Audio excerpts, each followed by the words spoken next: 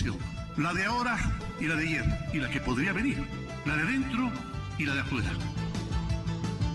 La revista de Opinión Democracia. Los temas realmente relevantes, analizados con la visión crítica del periodismo libre. Da inicio la revista de Opinión Democracia, el programa en el que usted cree. Comenzamos. Gonzalo Rosero, credibilidad incuestionable.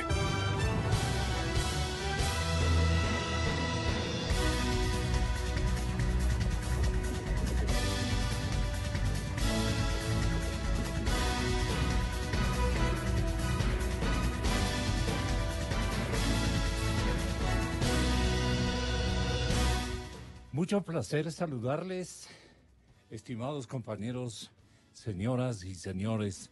Mi primer invitado en el estudio, el periodista Jean Cano. Voy a contar también con la presencia de los juristas penalistas. Sí se puede decir así.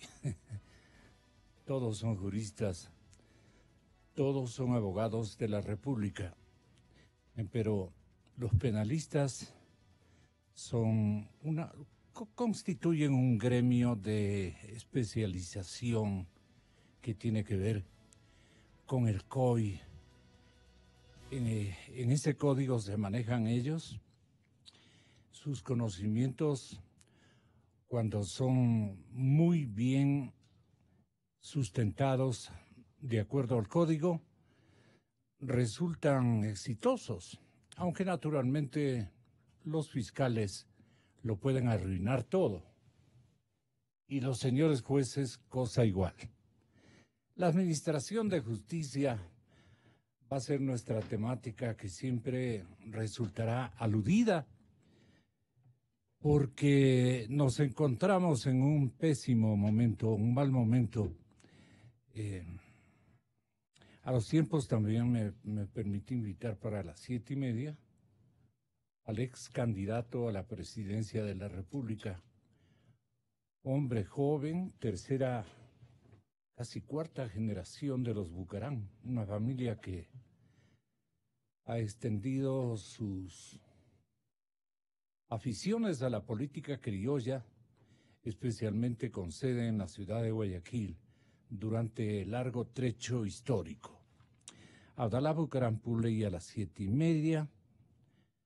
Bueno, hay gente que querrá escuchar al joven político, que en tercera generación es totalmente distinto. Yo conocí a Abdalá Bucaram y él venía de aprender en sus padres y tíos también esta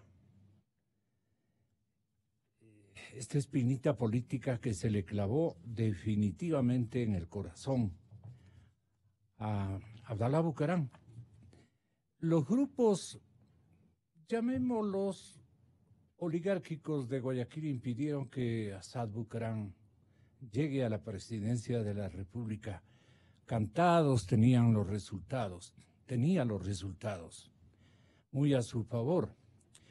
Un inaugurador de una secuencia populista que pretendía reemplazar a Chiriboga Villagómez.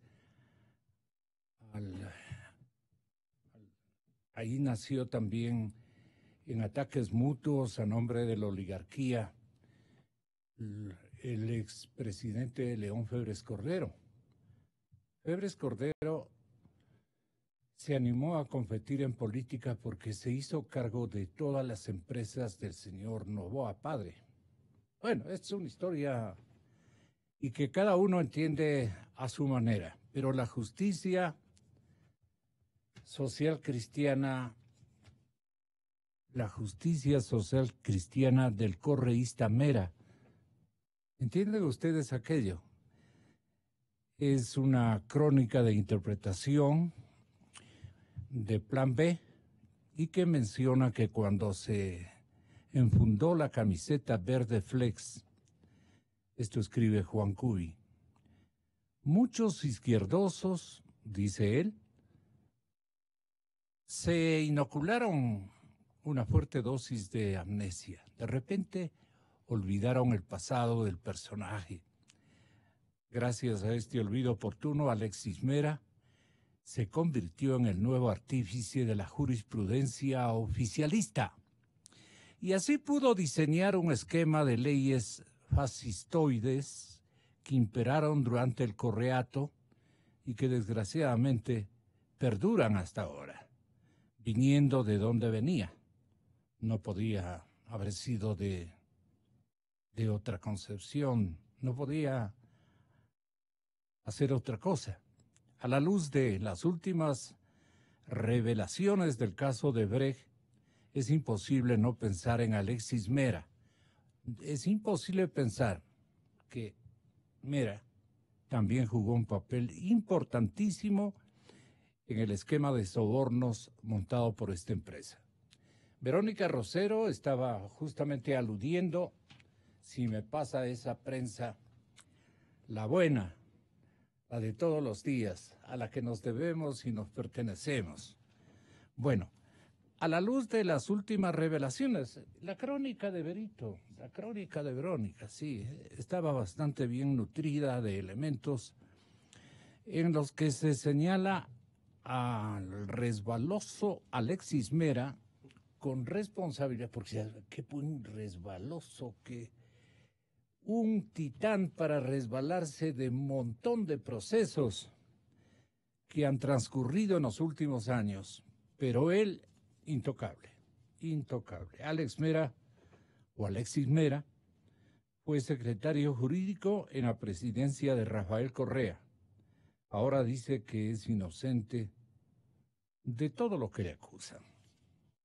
Entonces, cuando Odebrecht empezó a volver a operar en el país a inicios del 2012, el señor Carlos Polis me llamó al departamento e indicó que sabía que la empresa estaba licitando proyectos, que iba a participar del proyecto Manduriacu.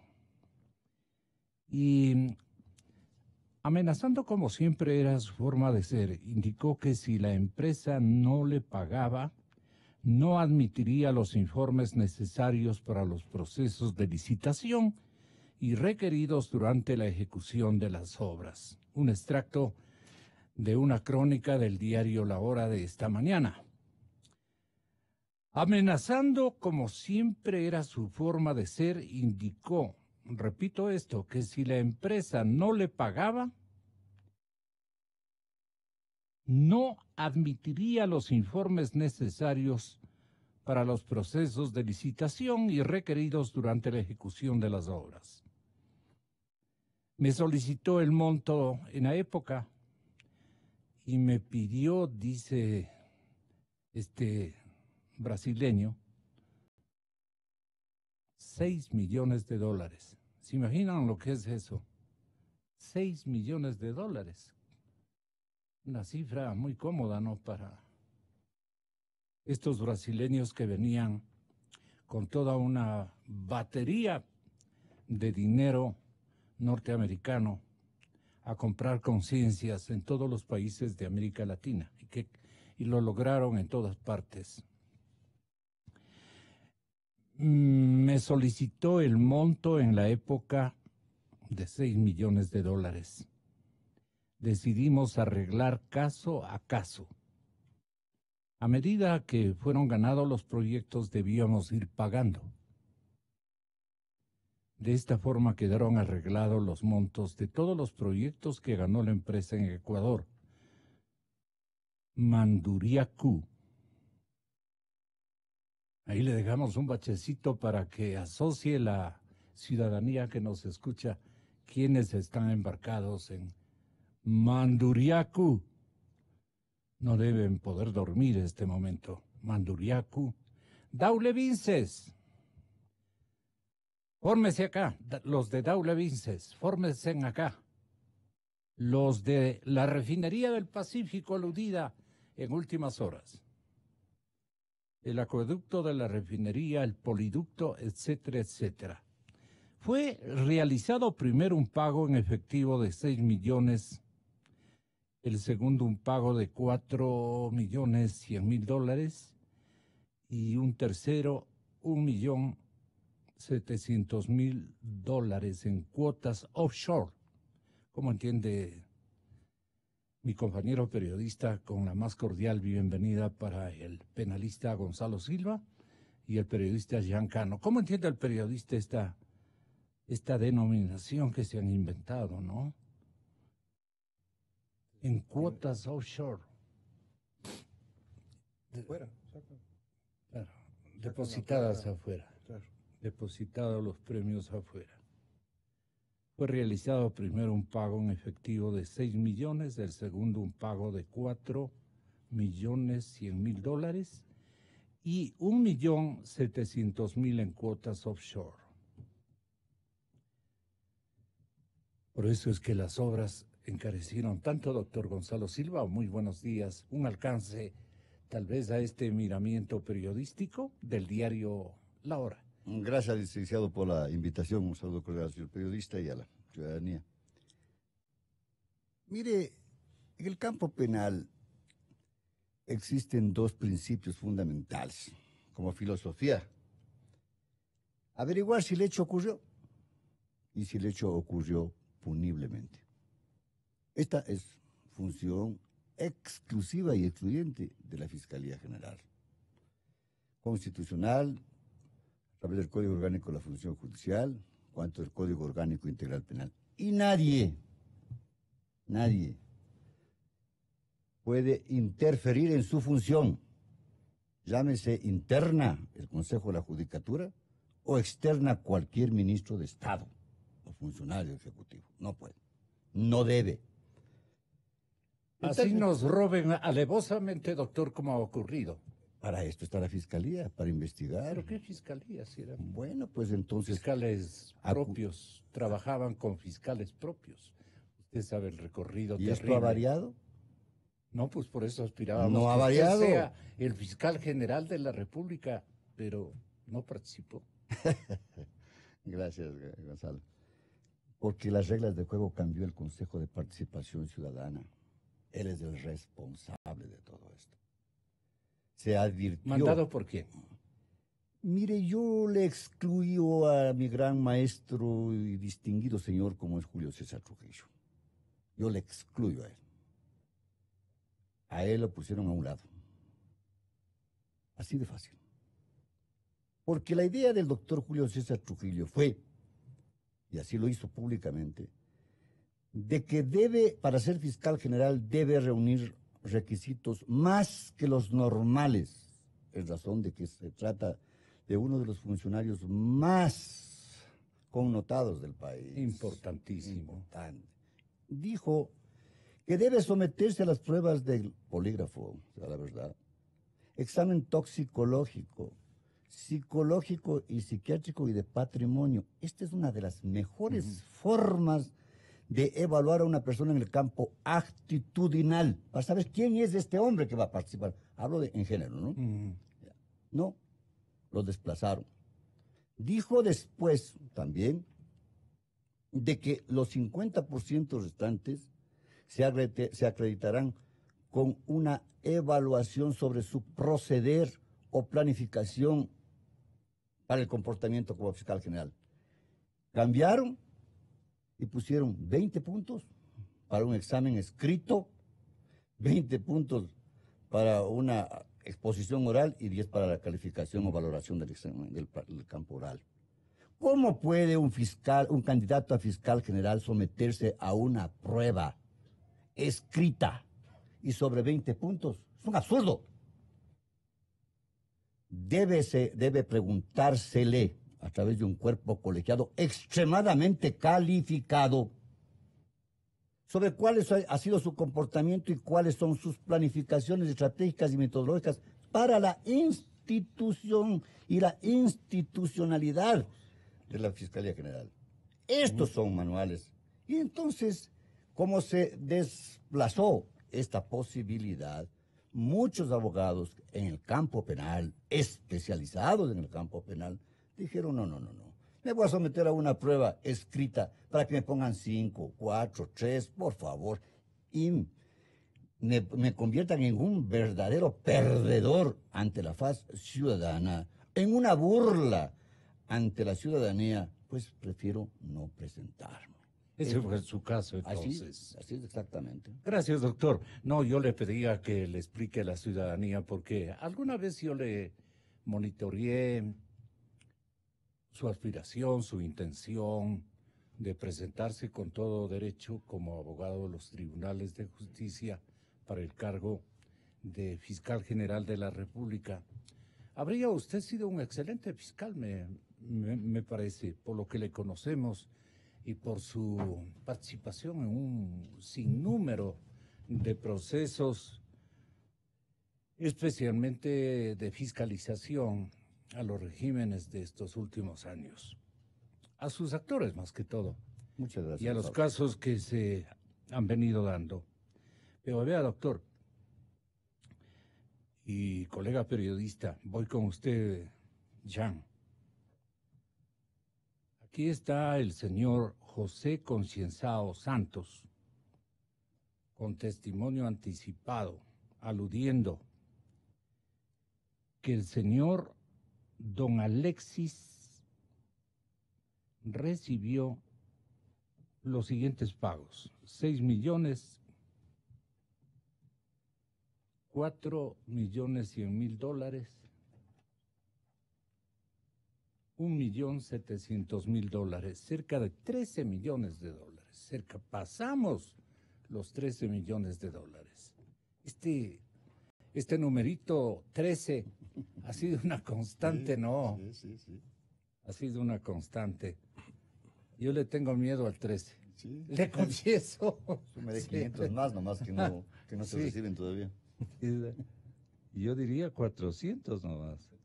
En esa denuncia se especificaba que Polida elaboraba 2 informes, uno con indicios de responsabilidad penal y otro sin ello. Si es que le pagaban, presentaba el segundo.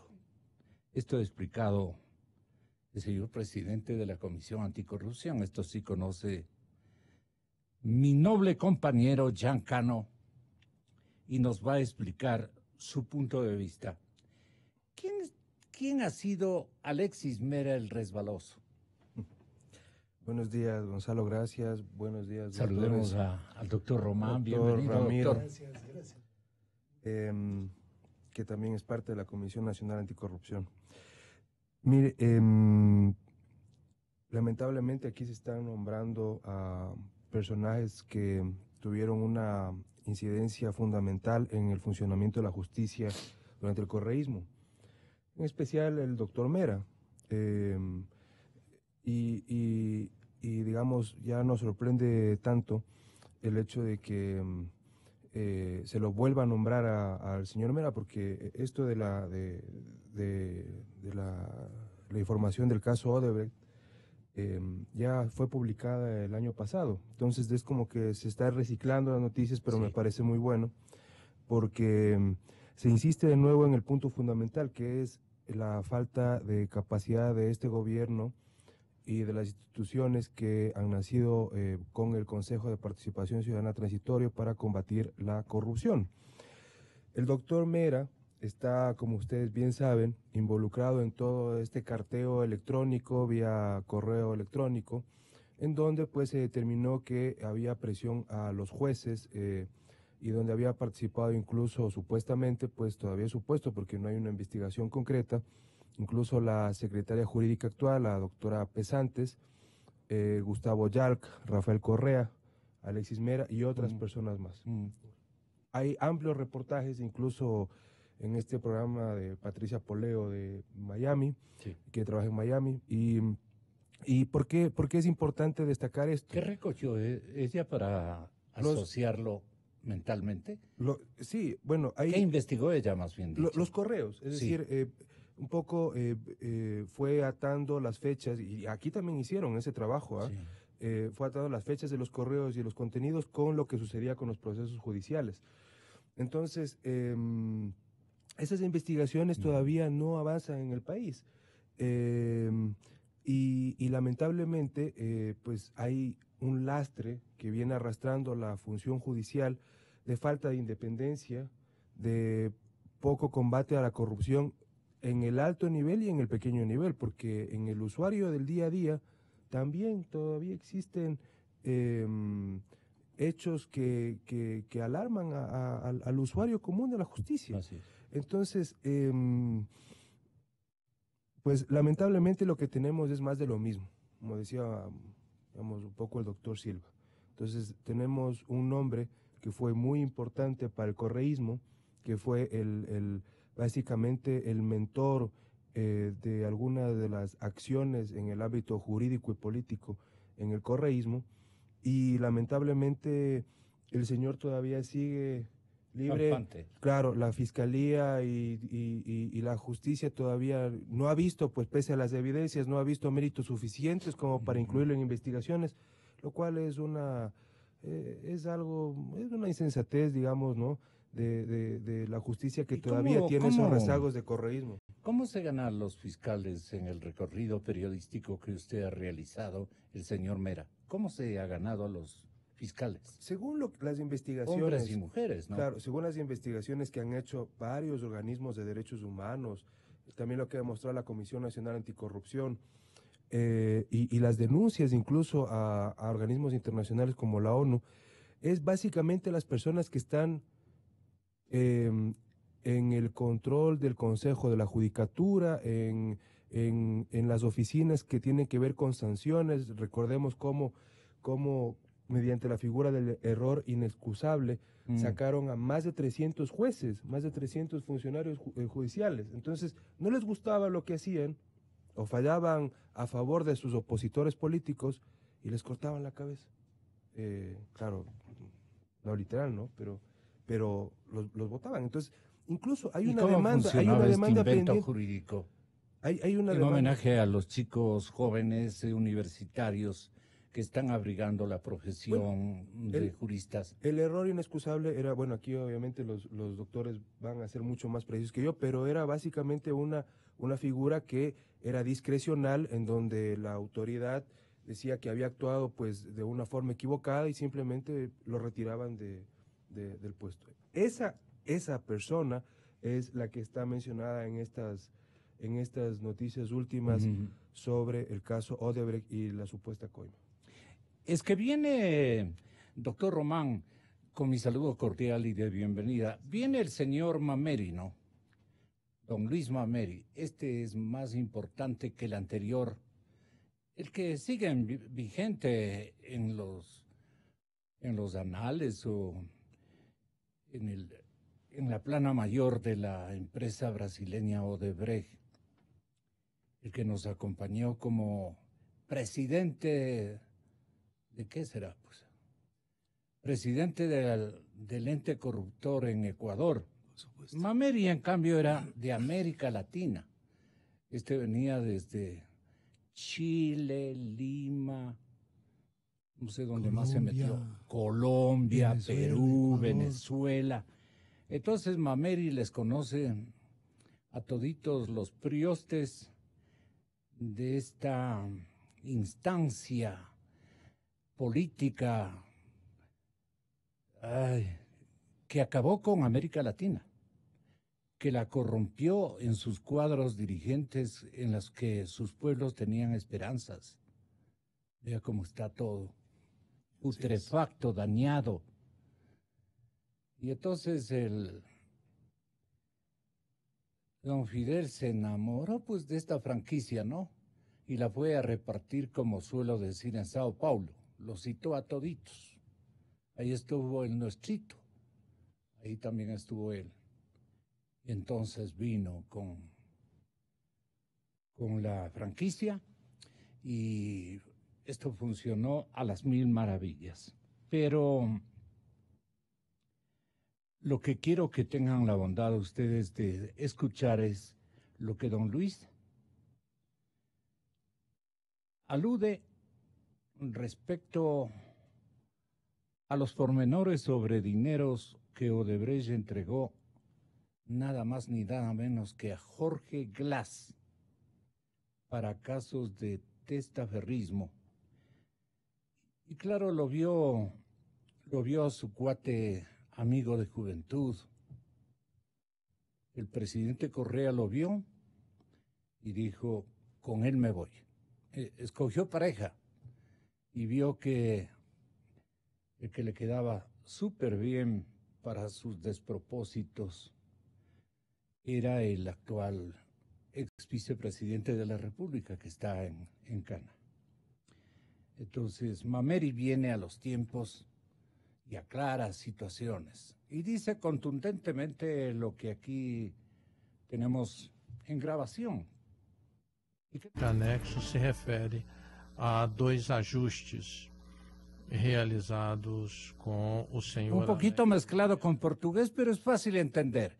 Si le podríamos poner de nuevo para que vayamos asociando, digamos, lo que él quiere rellevar. Tenga la bondad, señor Mameri, pero era ya de que aprende el castellano.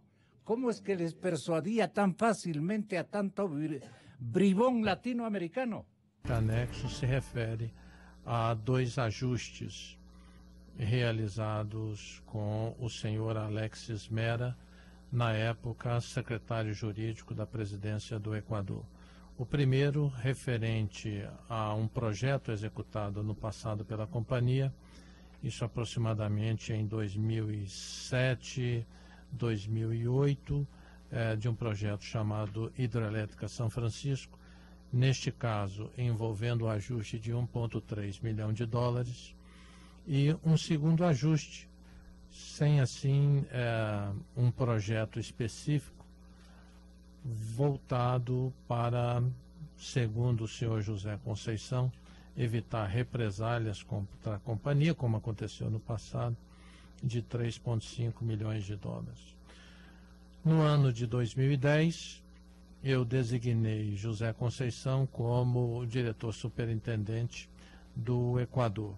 O objetivo de curto prazo era resolver uma grande controvérsia que houve no passado referente a esta hidroelétrica que eu mencionei anteriormente, São Francisco. Bueno, el señor Luis Mameri, señores oyentes, también dio pormenores sobre dineros de Odebrecht que se entregó a Jorge Glass a través de esta empresa Glory International. Aquí está lo que dice don Luis. Qué lindo Mameri. Tenga la bondad. Em meados de 2011, o senhor José Conceição, naquela época diretor superintendente do Equador, meu subordinado, me informou que havia sido procurado por um interlocutor do então ministro Jorge Glass, que posteriormente veio a ser vice-presidente da República, indicando que deveria ser pago ao ministro por ele 1% sobre o valor de todos os contratos obtidos no âmbito do Ministério de Setores Estratégicos ou coordenador dos setores estratégicos daquele país, ocupado na época pelo senhor Jorge Glass. José Conceição, eu discuti com ele, se eu me lembro, a real necessidade desses pagamentos, se era efetivamente necessário realizá-los. José Conceição indicou que o ajuste já estava feito e que, na visão dele, era efetivamente necessário, como uma espécie de pedágio que tinha que ser pago para que essas obras fossem conquistadas e realizadas. Quando demandado pelo senhor José Conceição, isso entre 2011 e 2013, realizei as autorizações correspondentes através de e-mails criptografados, utilizando este sistema que eu comentei no meu depoimento do anexo 1 que existia, chamado MyWebDay. Para a realização, autorizei para que esses pagamentos fossem realizados, operacionalizados pela equipe de operações estruturadas, que era liderada pelo senhor Hilberto Silva. No dia 1º de dezembro deste ano, entreguei ao Ministério Público alguns dados de corroboração dessas transferências bancárias. Elas foram realizadas à empresa Glory Glory International. Essas ordens de pagamento foram já, a cópia dessas ordens de pagamento, encontradas num sistema que hoje denominamos DRAUSES, elas foram já entregues ao Ministério Público. Yo le doy la más cordial bienvenida, doctor Ramiro Román. Creo que nos queda claro qué aspectos destaca usted de esta relación, de este recorderis que ejercita Mameri. Bien, primero gracias Gonzalo por... No, usted, doctor. Y perdón la carrera que tuve que hacer. Estaba congestionado, nublado, nada pasaba. Muchas gracias, terrible, doctor. Pero aquí estamos. Llegó a tiempo. Para mí es un gusto estar al lado de Giancarlo, uno de los periodistas de investigación más importantes de este país. Gonzalo Silva, que aparte de amigo es un jurista connotado que se ha mantenido siempre en esta lucha. Bien, pero hay una cosa que debemos entender los ecuatorianos. Gonzalo, el doctor Carlos Vaca, voy a comenzar por ahí, el doctor Carlos Vaca Mancheno, viajó a Brasil. El señor Alexis Mera viajó a Brasil, el uno como fiscal general del Estado y el otro como secretario jurídico de la presidencia, imagino utilizando recursos del Estado ecuatoriano para la movilización, y básicamente fueron a ver delaciones que existían en investigación en Brasil. Pues Moro y otros grandes juristas de la Universidad de Sao Paulo, tengo entendido, entre la gran mayoría, justamente tenían ya información. Yo siempre pregunto, al fiscal que esté, al fiscal que siga pasando allí, ¿qué se ha hecho con las delaciones que entregó Brasil? Si digo Brasil, es la Fiscalía brasileña. Es la primera parte. El señor Mameri habló ya hace más de un año y vemos que hoy vuelve a tomar actualidad, como decía Giancarlo. ¿Quién le anima a que salga nuevamente al estrado? Mira, el problema es concreto. ¿Cuándo Odebrecht estuvo en el Ecuador? Grave que la potencia sudamericana, que es Brasil, tenga empresas como Odebrecht, que comenzó a dar una corrupción inmensa, pero después comienzan las delaciones, comienzan a negociar con la Fiscalía en el sistema acusatorio de salir de las partes, que así se llama. Conversa con la Fiscalía y dice, bueno, nosotros damos información y no nos topen. No sé qué habrá negociado la Fiscalía ecuatoriana, porque eso es importante también. ¿Qué hablaron con el doctor Carlos Vaca en su momento? ¿Qué ha pasado después del doctor Carlos Vaca? Porque ahora la señora Palacios, la doctora Palacios, sale diciendo es que no aparece la grabación del señor Mameri en la Fiscalía. ¡Qué grave! Todos nos enteramos por las redes sociales, por los medios de comunicación internacional, y resulta que en el Ecuador no está la Fiscalía de la documentación. ¿Quién se iría llevando? Mire, realmente tienen que investigar. Yo creo que había aquí una hay señorita cosas, muy lista para hacer esas cosas. Mire, y se iba riendo en la calle. en cada Con su caso, acompañante iba riéndose. en cada caso, Gonzalo, en cada caso hay desapariciones de documentación. Perdóneme, yo defiendo el caso Gabela, y perdón que tope el caso Gabela.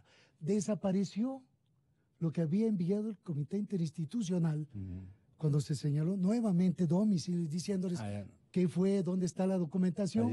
Apareció después de un mes. Estoy recordando. Entonces, también en otro caso, había desaparecido documentación. Ahora ya, claro, apareció y dicen que es solamente sin firmas y etcétera. Hay una cantidad de cosas que están pasando. Y yo sí creo que hay que mantener una posición de responsabilidad al país. No es que uno viene a estar criticando a todo el mundo.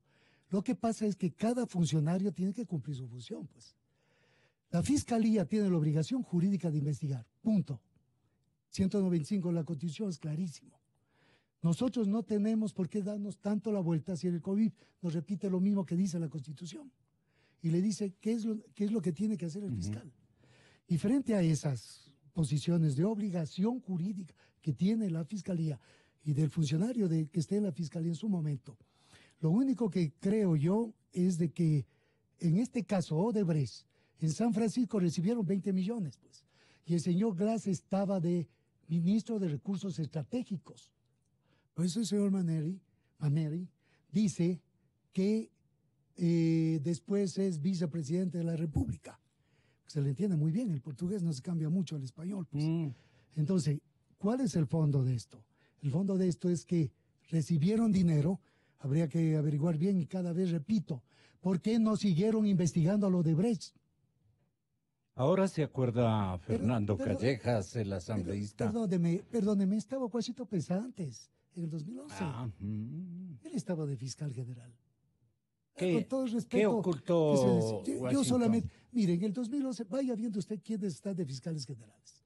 Y si usted va viendo cada uno de fiscales generales, en San Francisco, el procurador Diego García, que veo que ya compareció a la asamblea y espero que haya hablado todo o le hayan preguntado todo.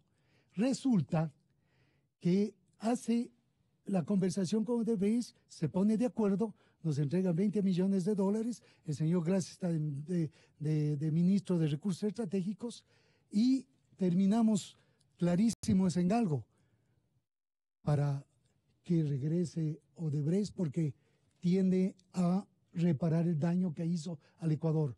Nos dejó sin una turbina para producir toda la cantidad de energía eléctrica, pues, en San Francisco. Pero regresa para Manduriacu, donde duplicaron el precio de la hidroeléctrica. Más de 100 millones de dólares. Entonces, estas cosas, yo creo que la Fiscalía no ha hecho una investigación, no solamente estos señores que hablan o que negociaron en Brasil y que traen información al Ecuador y que no aparecen ahora los videos o las comparecencias de estos señores en la Fiscalía General. Entonces, esto es sumamente grave. Es que los ecuatorianos no podemos vivir de esa manera. Cada vez tenemos que estar esperando de que los periodistas nos entreguen a nosotros información para que la Fiscalía diga, ay, voy a buscar. Entonces, esto se llama impunidad. Yo creo que impunidad. Y si hablamos de corrupción, estamos yendo contra el derecho humano a la educación, a la salud y a todo lo que va a los derechos humanos, que son derechos fundamentales. ¿En qué quedamos, Jan, con respecto a las cantidades que Mameri dice ha entregado o entregaron Alexis Mera? Pero lamentablemente la falta de una investigación, como bien decía el doctor Ramiro, hacen que todo esto resulte referencial en un inicio. Los depósitos son a empresas offshore y esas empresas no han sido investigadas. Como dice, ni siquiera existía el video en la fiscalía.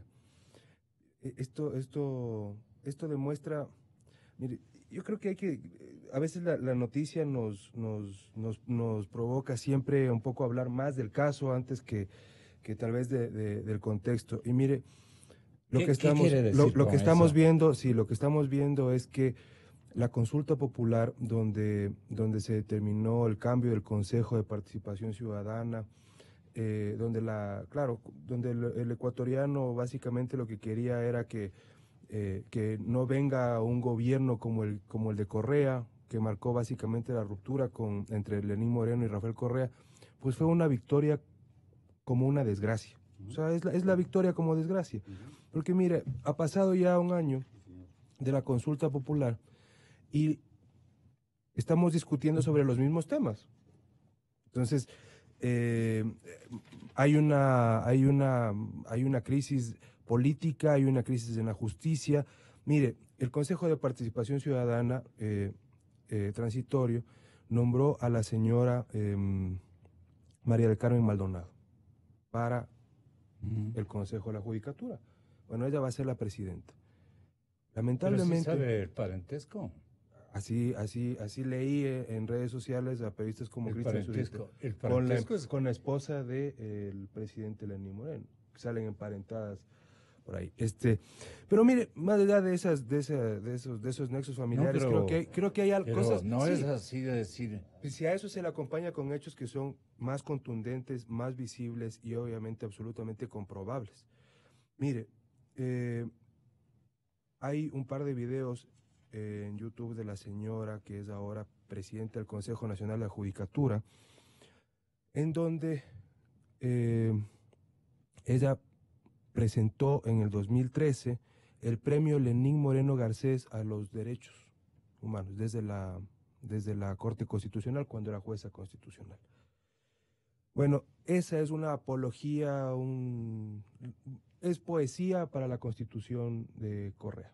Habla del summa causae, habla del buen vivir y destaca con argumentos empalagosos al presidente, en ese entonces vicepresidente Lenín Moreno, tú que hiciste de los derechos arriba y que... No. O sea, es una cosa espantosa para un juez. Un discurso de esos que está en el perfil de YouTube. Completito el discurso de 11 minutos de la señora. Aparte... ¿El actual sí, de fiscal? la que... de la actual presidenta del Consejo de la Judicatura. Pero porque es importante. Y la otra es... que igual hay entrevistas en la televisión legislativa, especialmente, de septiembre de 2014, María del Carmen Maldonado, sobre la Ley Orgánica de Comunicación Social. Ella dice, prácticamente, ¿no?, a viva voz, que no tiene que ver con el correísmo, pero en los argumentos de defensa de su sentencia para que se dé paso a la constitucionalidad de la Ley de Comunicación, que ahora está queriendo ser reformada, son básicamente los argumentos de Rafael Correa. Servicio público, ¿no? Que es un servicio público y que merece calidad y que tiene que ser controlado. También que la ley de comunicación fomenta la libertad de expresión porque evita la censura previa. Bueno, un poco de argumentos que son copy-paste, copia y pega de lo de Rafael Correa. ¿Por qué es importante saber esto? Precisamente por el contexto que le hablaba. Fue la victoria como desgracia. Estamos hablando de los mismos casos, de los mismos personajes, de la misma red, pero... Y no ha pasado mucho. Sí. Y no ha pasado mucho. Entonces, lamentablemente,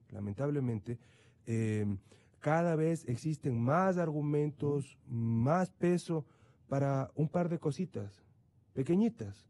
Cambio constitucional y la llegada de investigadores foráneos para que ayuden a la justicia a la justicia ecuatoriana a develar todos estos casos que todavía están extraviados, perdidos o autoridades sentadas sobre los papeles. Hoy hemos tenido que apelar nos hemos tenido que aliar, digamos, a varios medios latinoamericanos liderados, por ejemplo, por reporteros asociados de Perú. A fines del 2017, señores oyentes, Mera y Pareja, quien fue abogado de Odebrecht, negaron su participación en estos hechos en declaraciones al Universo. Pareja no es el Pareja Yanuseli, es el primo, es el Charlie, efectivamente, el que reside este momento en Lima. Bueno, cuando a fines del 17 Mera y Pareja, que fue abogado de Odebrecht, negaron su participación en estos hechos en declaraciones al diario El Universo. Cuando se le preguntó por qué no había puesto una denuncia al respecto, el señor Mera indicó en un correo electrónico: yo no presento denuncias por el simple golpe de efecto. Como les encanta a ciertos políticos o a ciertos aspirantes a políticos. Si Pareja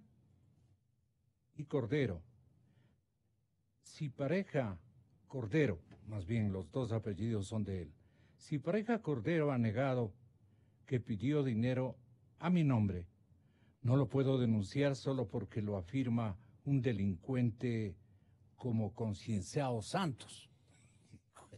Él resulta el Santos, el delincuente de ellos, los angelitos. Algo de saber, pues. Claro. Tanto Concienzao como Mameri, los delincuentes para este caballero, no estoy diciendo yo, mi querido Mameri, mi querido Concienzao, ¿quiénes también serán ustedes? Pero los conocemos a través de los cables internacionales, todo el recorrido que ustedes han ejercitado a nombre de esta compañía brasileña. Concienzao como Mameri han explicado a los fiscales brasileños que un primer pago fue de $1.300.000. Ustedes recuerdan para que Odebrecht regrese al Ecuador. Y vino el expresidente del Brasil, vino con esa novedad.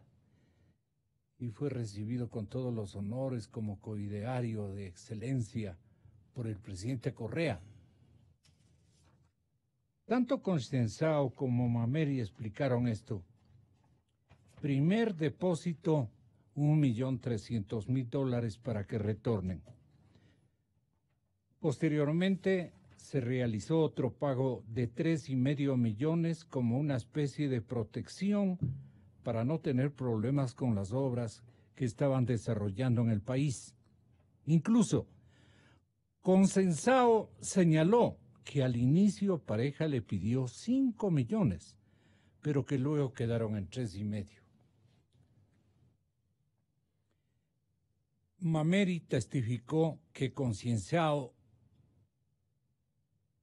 le había indicado que debido al papel preponderante que había jugado Mera en la elaboración de los decretos presidenciales para la expulsión de Odebrecht en el año 2008, era imprescindible contar con su apoyo para que pueda retornar.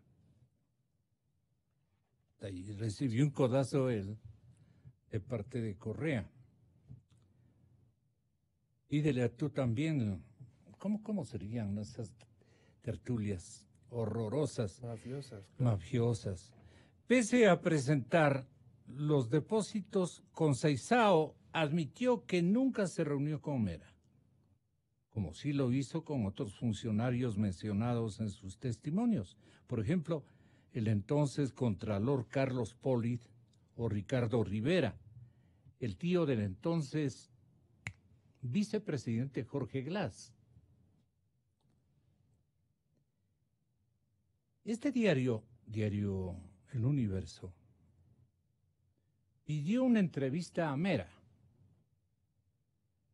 Le insistió para que informe de su viaje a Brasil en enero del 2017 y la contratación del estudio jurídico Tosini Freire, abogados en ese país, para que represente a Ecuador en el caso de Odebrecht. Sin embargo, no hubo respuesta, dice la crónica. Si tenemos esa parte, de lo contrario, hacemos una llamadita telefónica. No ha de querer el doctor Mera, no. El doctor Mera no ha de querer ofrecer una entrevista a la cadena Democracia. Pero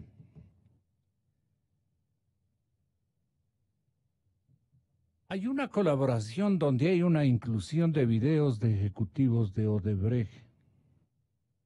Ecuador accedió a testimonios de ejecutivos de Odebrecht gracias a un acuerdo firmado con esta empresa y con la Fiscalía General del Brasil. Ese ha sido el procedimiento con todos los países que han obtenido información de estos ex ejecutivos, que son 78 que ocupaban altas posiciones en la multinacional. El acuerdo es con Odebrecht, insistió la fuente, al explicar que se incluyen testimonios grabados en video de la Fiscalía brasileña, documentos, resúmenes de las comparecencias, así como las evidencias de las transacciones bancarias y cualquier otra prueba que corrobore el testimonio. En el caso de Ecuador, IDL Reporteros tiene los testimonios en video de José Concienzao Santos, de Luis Mameri, de Fabio Gandolfo y de Fernando Besa. Todos son brasileños. Los dos últimos, Fabio Gandolfo y Fernando Besa, como recordará mi compañero, los dos últimos hablan del soborno de 1 millón al entonces ministro de Electricidad, Alexei Mosquera. Ya parece que va a cumplir su pena rebajada, para poder regresar al país en el 2010 y de los entregados a funcionarios de SELEC, Senagua, Petroecuador y Refinería del Pacífico. Nos pareció importante traer a colación todos estos episodios para que haga la memoria social, los analice en una sola tanda, ¿no es cierto? Correcto. Como que allí el doctor Silva podría ayudarnos. Mire, Gonzalo, los abogados cuando envejecemos nos convertimos como el lobo, canosos, pelados, pero muy mañosos. Así es el lobo. Así es el lobo, es cierto. Entonces, aquí, ¿quién tiene la... No, sin alusiones, por favor. Aquí lo que tenemos es un gran responsable, y esto hay que decirlo públicamente, más allá de la molestia que esto cause. Se llama Consejo de Participación Ciudadana, que se han birlado de la consulta popular de febrero del año 2018. Cuando tuvieron la mejor de las oportunidades de hacer un cambio, sí, radical, a la Administración de Justicia y a los órganos que integran el Ejecutivo. ¿No?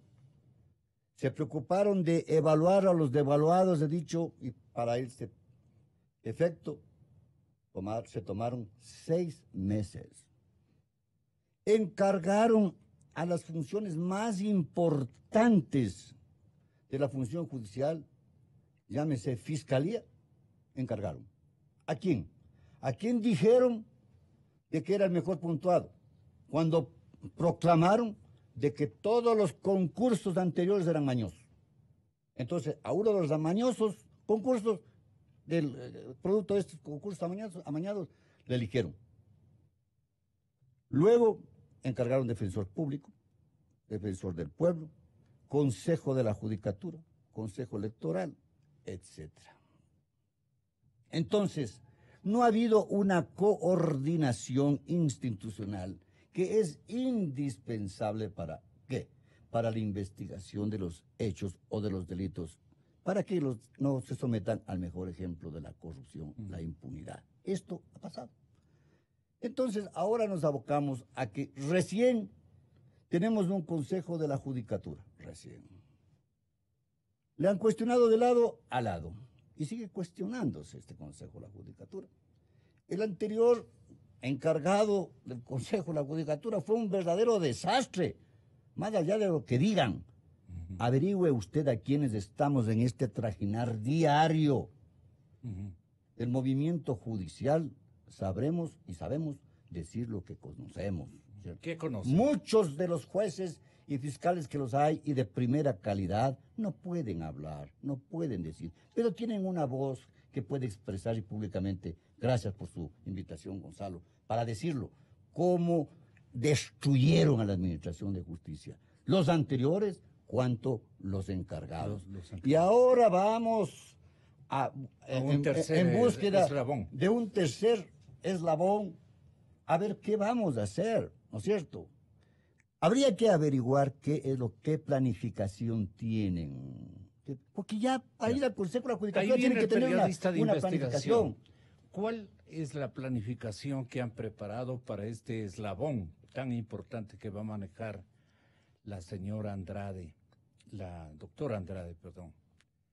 La doctora Andrade resulta como una especie de contaminada por el parentesco que ha tenido su hermano Así, con una hermana de la primera dama Maldonado. de la nación. Primera dama de la nación, bien digo. Entonces, ahí el presidente Moreno, o sea, tiene que esclarecer este hecho, decir, a ver, son parientes, como puede ser pariente de cualquiera de nosotros, un determinado o una determinada ciudadanos, sin que nosotros tengamos la culpa de sus prácticas, de sus intenciones y cosas por el estilo.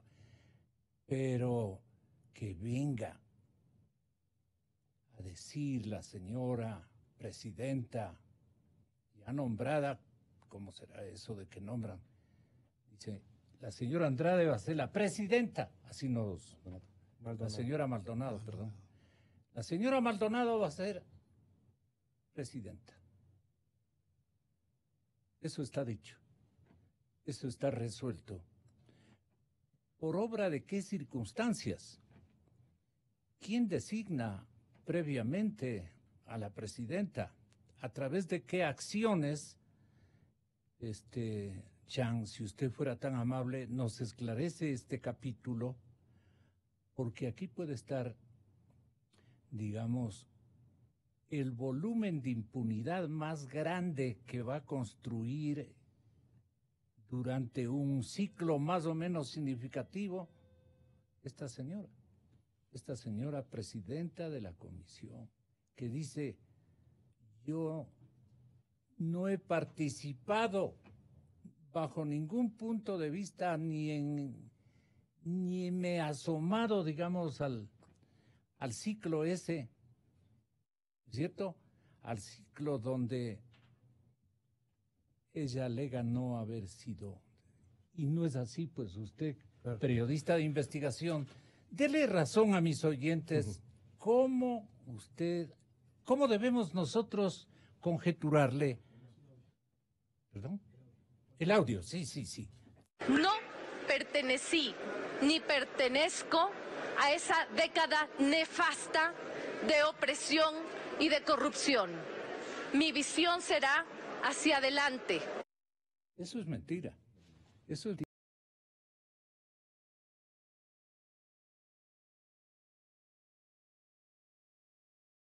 Twitter, en donde le decía que es cercana a Moreno y que antes no hablaba ni de opresión ni de corrupción.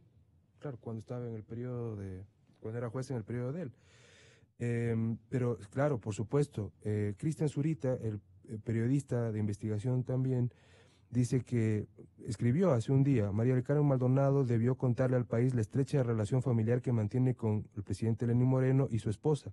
Rocío González es hermana de Marta González, que está casada con Luis Maldonado, hermano de la actual presidenta del Consejo de la Judicatura. Bueno, y así también hay otra información, pero esta es la más clara. Y mire, y hay un riesgo enorme. Estamos viendo de que fueron personas cercanas en el correísmo, al correísmo que desde lo fundamental, es decir, la doctora María del Carmen Maldonado fue una tenaz defensora de la Constitución, de un supuesto Estado constitucional en el que vivíamos, de libertades y de pleno ejercicio de todos los derechos. Es más, ella sacó la sentencia esta para declarar la constitucionalidad de la ley Mordaza, básicamente, ¿no? Que ahora tratan de cambiarle, que no puede, básicamente, no ha pasado 2 años y este gobierno ni la Asamblea puede sacar todavía unas reformas contundentes. Y por supuesto que la Ley Orgánica de Comunicación fue el instrumento para apretar, y sigue existiendo eso, ¿no? Continúa teniendo esos fines para apretar y para lastimar la libertad de expresión. Entonces, no es simplemente mostrar un cariño o un apego como ella mostró al actual presidente Lenín Moreno cuando era vicepresidente, no. Es básicamente defender las líneas conceptuales de un gobierno que ya sabemos que tuvo un componente mafioso en muchas de sus áreas. Entonces, Pero hay algo súper preocupante, que en el caso Odebrecht, Lava Jato, en Brasil, todavía quedan pendientes muchas investigaciones en el Ecuador. Por ejemplo, el caso OAS Hidroeléctrica Baba. Están las confesiones, están los nombres, hay alrededor de 10 nombres de personas ecuatorianas involucradas en ese caso. Y no pasa absolutamente nada en el país. Y el otro es, por ejemplo, lo que pasó en Quito, lo que Odebrecht construyó en Quito, la Ruta Viva y el Metro de Quito. Eso está inexplorado en el campo, en campo penal. Entonces, ahí está este consorcio, está denunciado también este consorcio GMQ, que el Metro de Quito es como solamente el cascarón y adentro está GMQ. Bueno, y por ahí se lleva la plata, supuestamente. Bueno, ¿quién va a investigar eso? ¿O quién va a ser quien vigile la investigación de eso? ¿La señora María del Carmen Maldonado? Bueno. Puntos suspensivos. Doctor Román. Bien, yo quiero solamente terminar esta parte de Odebrecht. Podemos ir viendo nombres y apellidos de quienes han estado en sus momentos, pero vemos que se ha entregado dinero, que tenemos offshore, que están coimas de por medio, y claro, nadie dice nada en la fiscalía respecto a esto. O se hacen indagaciones, que las indagaciones duran 1 año, 2 años, y después hasta que nos olvidar. Entonces, yo creo que hay que tomar decisiones en estas cosas. La Asamblea, que si puede hacerlo, debe pedir la comparecencia de la Fiscalía General para que se entregue un informe. ¿Qué es lo que pasa en los casos de corrupción? Y quiero dejar claro algo, ya que están hablando de la doctora Maldonado. Justamente ella pone un Twitter en el que dice que hay 4 ejes que va a tener ella como presidente en el Consejo de la Judicatura. El 1, la lucha contra la corrupción, lo pone el primero. 2, fortalecimiento institucional, evaluación técnica de todos los niveles desde la Corte Nacional. Comiencen. Todos sabemos qué pasa en la Corte Nacional. 3, independencia judicial. Y espero que eso sí haya, pues. Y 4, reforzamiento de mecanismos para temas de abusos sexuales contra niños y mujeres. Pero en el fondo, ¿qué pasa con la corrupción? O sea, todos nos abanderamos de esa lucha. Yo creo que no fue por Manduriaco, pero sí por la Refinería del Pacífico, que nos estuvieron sentados tratando de sentenciarnos a 1 año a los miembros de la Comisión Anticorrupción. Yo siempre me solidarizaré con las personas que tienen más edad. Comenzando desde la doctora Isabel Robalino, el doctor Julio César Trujillo, el doctor Simón Espinosa. Bueno, además somos más jóvenes. Pero en el fondo, ¿qué es lo que ha pasado con todas las denuncias sobre dentro de Manduriacu? Tenemos Odebrecht, que solo es la constructora, pero ahí está también Caminosca. ¿Qué han hecho con Caminosca? Por favor, ¿acaso se auditan ellos mismos o qué pasa? ¿Qué es lo que sucede con empresas chinas que incluso tienen auditores que son ellos mismos? Entonces, aquí hay miles de millones de dólares que no solamente se los han llevado del país, sino que estamos en ese nivel que tiene que terminar la Fiscalía dándonos las explicaciones de qué va haciendo y qué está haciendo en eso. Porque hay algo más. Resulta que el señor Granda presenta, que dice que ha hecho conversaciones, y veo que la Fiscalía siempre la ponen de lado. Crean comités institucionales para investigar los Drubi, el asesinato del general Gabel, y se olvidan de la Fiscalía General. Nunca estuvo la Fiscalía General.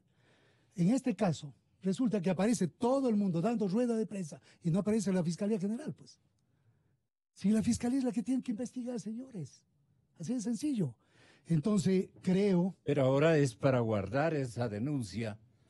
Que están reclamando... Pero, Gonzalo, pero el 292 en el Código Penal anterior, ahora el 277, sí nos habla de que tiene obligación jurídica el funcionario que tiene conocimiento de un delito, pues. La acción por omisión se maneja en esa parte. Claro que ahora ahí en la dogmática hablamos de omisión por comisión, hay una cantidad impropias, propias, etcétera. Pero en el fondo, ¿qué es lo que tenemos? Que el funcionario tiene obligación jurídica. Si el señor Mera tenía conocimiento, comienza a decirles delincuentes. Por algo de haber dicho Doctor delincuentes. Román, pero ¿quién se entusiasmó? Sinceramente, ¿quién se entusiasmó sinceramente para investigar este aparecimiento de estos 17 testaferros? Que da la impresión fue un trabajo de investigación del grupo que lidera la ministra del Interior, del grupo de funcionarios que lidera de Ruptura, para ser más concretos.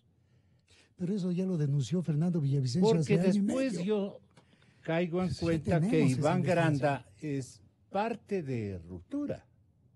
Así ha sido. Por supuesto. Yo no sabía, Por supuesto. no, yo incluso lo confundí con un parentesco con Víctor Granda y con su hijo. Aún. Nada que ver. Mm. Nada que ver. No está. Cometí un error. O alguien me asesoró mal. Entonces estamos con Cristian Zurita en una línea telefónica. ¿Qué le preguntaría, compañero, a Cristian, que conoce la historia? Y también, ¿qué va a pasar con los 17 testaferros? Porque rápidamente la nueva presidenta del Consejo de la Judicatura dice, no, cuidado, eso es mío. Yo tengo que guardar eso.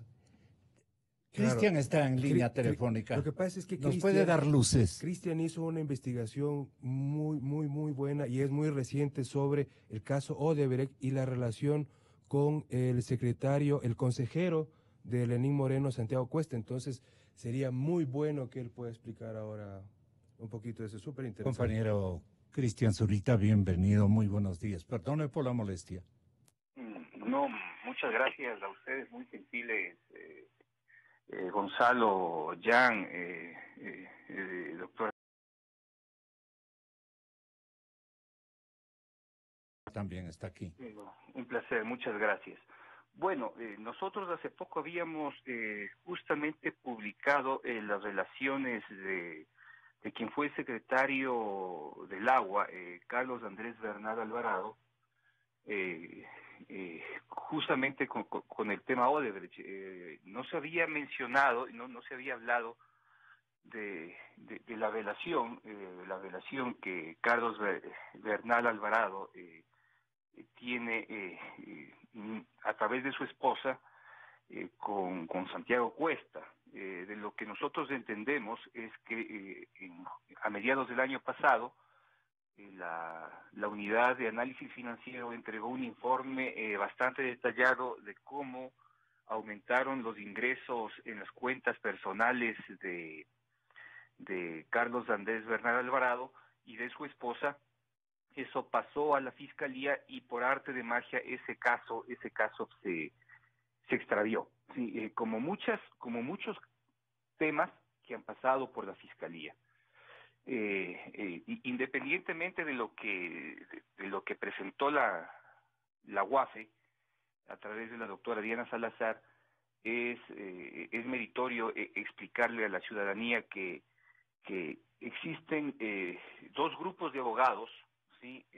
Muy importantes, que no quisiera por ahora dar los nombres, pero debo explicar cómo funcionan, que están muy aliados a abogados particulares, ¿no? Con sus estudios jurídicos, que han constituido ejes de influencia directa en la fiscalía, ¿sí? Y que tienen capacidad de hacer lo que acabamos de contar hace pocos días en los portales periodismodeinvestigación.com y La Fuente y Mil Hojas, ¿no?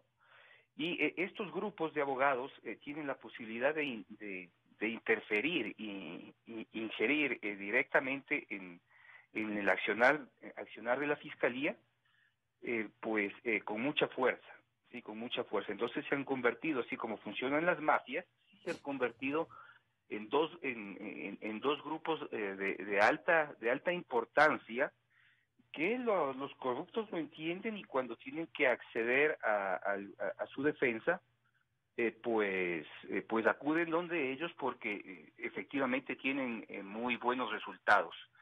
El caso de Carlos Andrés Bernal Alvarado, que fue secretario del Agua, parece ser uno de ellos. Imagínense que nosotros identificamos el número de expediente con el que se identificó el caso del informe de la UAFE, ¿sí? En el caso de Carlos Bernal, y de pronto el caso desapareció. Está a nombre de otra persona totalmente distinta, está a nombre de un chino. Sí, de un chino que aparentemente se llama Che Li, y el delito de lavado de activos fue cambiado por financiamiento al terrorismo, o sea, una cosa totalmente aberrante. Existen ahí caminos por demás extraños. ¿Y qué es lo que se cuenta en ese informe de la UAFE? Se dice que se cuenta con detalle cómo entre 2011 y 2017 los ingresos de Carlos Bernal y de su esposa crecieron aproximadamente en un 1000%. Sí, esa es la realidad, en un 1000%. ¿Cómo se puede explicar eso? Pues es increíble, pero imagínese que para el año 2011, en las cuentas de Carlos Bernal, había aproximadamente $30,000, ¿sí? Pero para 2018, sí, alrededor de todo el conglomerado que se encuentra acá, Carlos Bernal, ese monto era de 30 millones.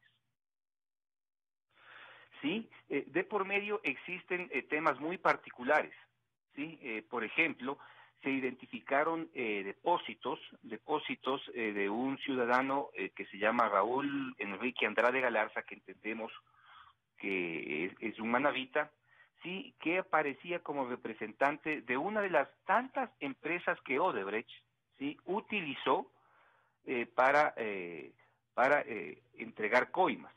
Esta empresa se llamaba Belvedere, y se han identificado depósitos de este señor, sí, a nombre de Carlos Bernal y su esposa, y a través de otras empresas que se utilizaron, que se utilizó en todo este periodo. Y claro, parece que la relación de este ciudadano, al que le comento, que se llama Raúl Andrade Galarza, tenía muy buena relación con Carlos Bernal, y también se nota, si es que usted revisa el timeline, el tele, como llaman, de las redes sociales de este ciudadano, pues se encuentra una relación muy estrecha con Natalie Selly. No podemos establecer si es que existió una relación en este caso con la ex ministra Natalie Selly, pero identifica quién era el señor y con quién estuvo efectivamente alineado, ¿no? Entonces, pues justamente el tema pasa por allí, de que Belvedere, la empresa, esta empresa directamente relacionada con Odebrecht, hizo transferencias a las empresas de Bernal y de su esposa, que es Denis Vélez, sí, en las cuales también aparece Javier Vélez Ruperti, que es hermano, o sea, el cuñado de Andrés Bernal, sí, y pues a través de la familia de Denis Vélez Ruperti se establece una relación que llega hasta Eduardo Jurado y Santiago Cuesta. Entonces, a momentos nosotros hemos recibido muchas críticas por haber establecido que como que si la relación de Santiago Cuesta efectivamente es demasiado lejana para incluirla en el tema. La pregunta que nosotros nos hacemos es cómo es que este caso, sí, llegó a mediados del año pasado, es decir, Lenín Moreno ya es presidente, Santiago Cuesta ya es secretario, sí, es asesor principal de la presidencia. Llega este caso a la fiscalía a manos del ex fiscal Reina. De pronto el fiscal Reina renuncia y el caso se pierde. Entonces, ¿a quién responsabilizamos?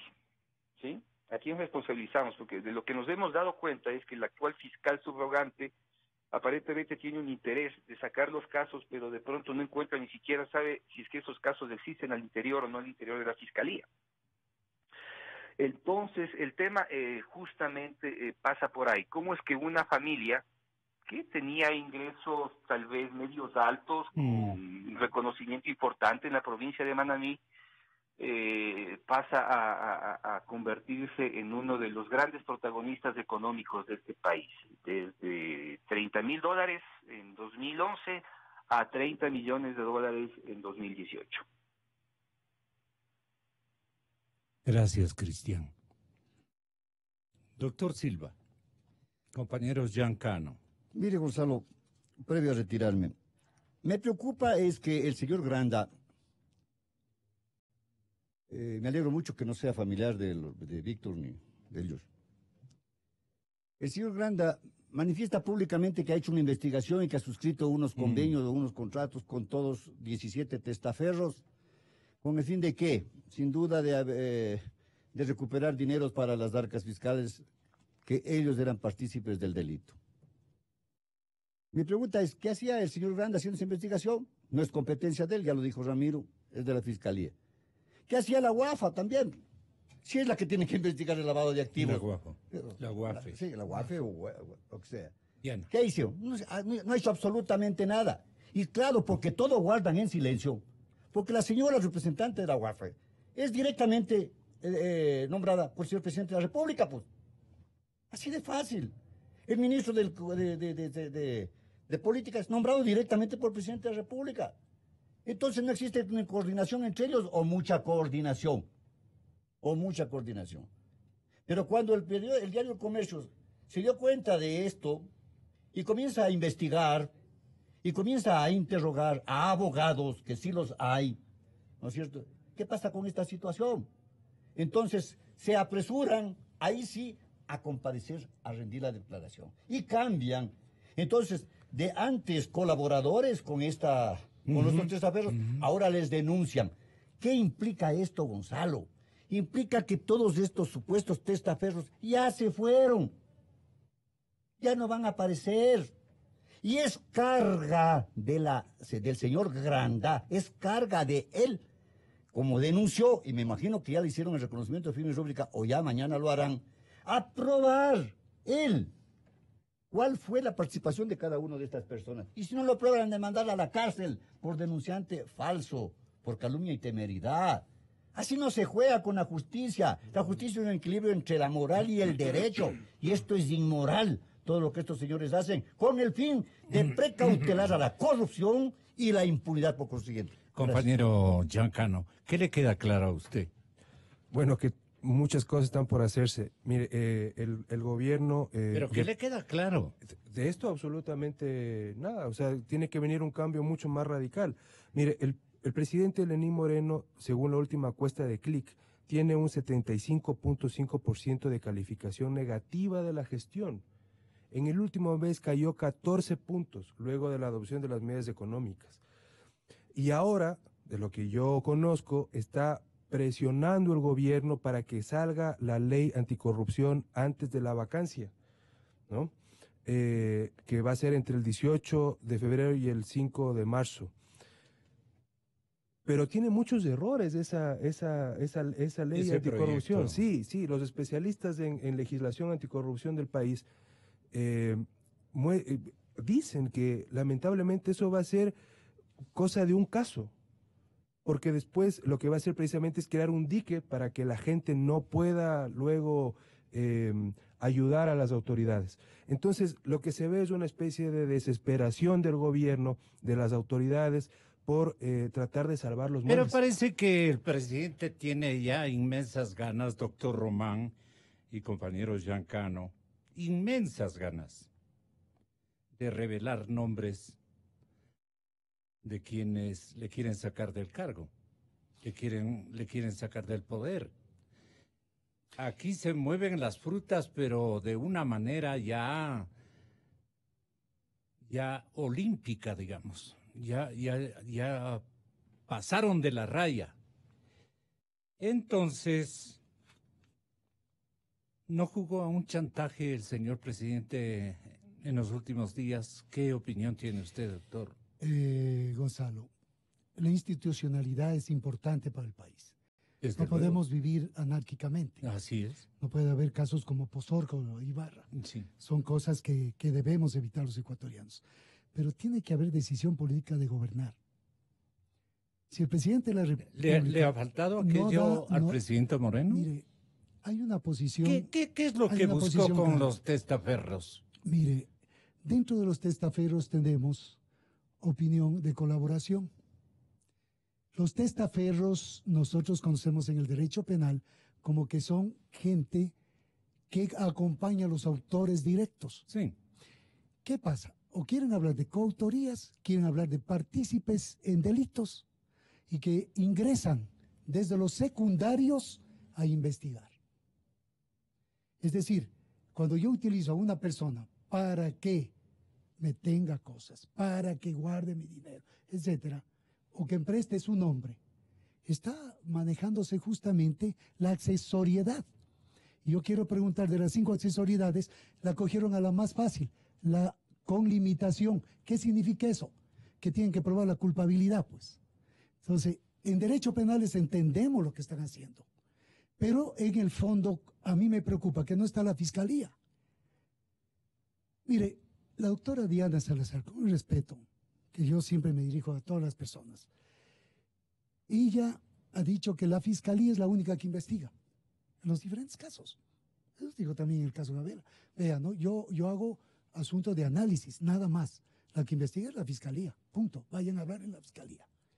Claro, aquí hace análisis de los testaferros. Pero ella también es fiscal, que no quiere cumplir, dice usted, con su misión, con su rol. Digo los planteamientos públicos que han habido. Solo se queda en la investigación, Diana. No, pero no, en el análisis. No, le pregunto. La UAFE analiza financieramente a cada persona, a cada... Para analizar tiene que investigar. Por supuesto, en el fondo para mí hay una investigación, pero en la Constitución, la Fiscalía y en el COIF la Fiscalía tiene obligaciones jurídicas concretas que no pueden dejarla al lado.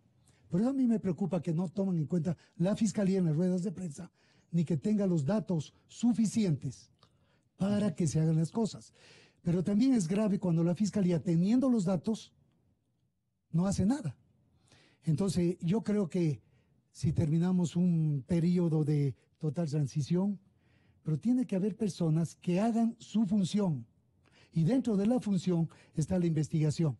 Pero los testaferros, quiero dejar claro esto, los testaferros que pretenden establecer colaboraciones, desde mi punto de vista esas han sido las declaraciones públicas que han realizado, que quieren dar colaboraciones, resulta que nos dan a los autores que están ahí. Aparece justamente... ¿Que están dónde? ¿Al lado del presidente? Vea, yo creo que cuando nosotros vemos al presidente, ¿quién rodea al presidente?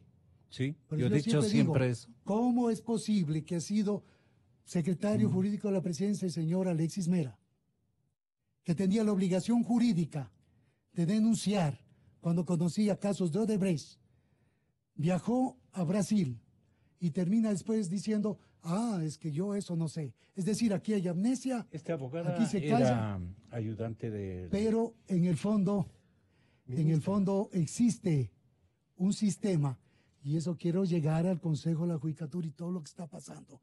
Van a estar 6 años en el poder. Y yo incluso saludo a algún familiar que yo tengo ahí. Y yo siempre creo que si no van a hacer, deben irse. Aquí hay gente que está un lenguaje más claro todo. para el público, ¿cuál sería, Jan? Es muy complicada la situación actual en las instituciones del país. Es muy complejo, por supuesto. Porque tienen lamentablemente que resolver problemas que no han sido resueltos en los últimos 2 años. Y pues hay muy poca credibilidad con personas, lamentablemente, como la doctora María del Carmen Maldonado, nueva presidenta de la Judicatura, por su pasado correísta. Y eso está sucediendo en otras Ella, instituciones. ¿a qué viene la presidenta de la Judicatura? Dios mío, ojalá sea para arreglar las cosas. No. Ojalá. No le Yo sé metamos que a la por eso gente. digo que no. ¿Qué Pero pasa? mire, está, la asamblea tiene ¿A qué problemas. le traen a la doctora? ¿Qué contésteme ya? Mire, es Usted que, es un periodista de investigación. bueno, yo puedo solamente hacer unas conjeturas. Conjeturas. Muy bien. No nos queda más. Mire, por ejemplo, hay tantos casos que tiene que investigar esa señora, como por ejemplo la manipulación de la conformación de las cortes, tribunales en todo el Así país, sencillo. lo que sacaron 300 jueces, los correos entre los correístas, entre los que estuvo también Alexis Mera supuestamente, ¿no? Porque después van a decir que así. Y ver caso por caso, caso de juez, como relataron estas organizaciones que demandaron ante la ONU. Juan Carlos Bisuete, Carlos Cruzati, Aura Farfán, la jueza Ivonne Hernández, el juez Galo Ramos, que recibió llamadas, según la denuncia del director del Consejo de la Judicatura, Richard Proaño, que se metió con Ricardo Rivera, tuvo la mala suerte de que le cayó el caso y falló en contra de Ricardo Rivera por un caso de juicio de alimentos y lo destituyeron. El juez Juan Jerez, que él en cambio denuncia de que incluso estuvo en las presiones estuvo el ex fiscal del Estado Carlos Vaca Mancheno y el señor Fernando Llávar, quien era entonces vocal del Consejo Nacional. Otro juez, Johnny Alyulardo, bueno, quienes absolvieron al coronel Carrión.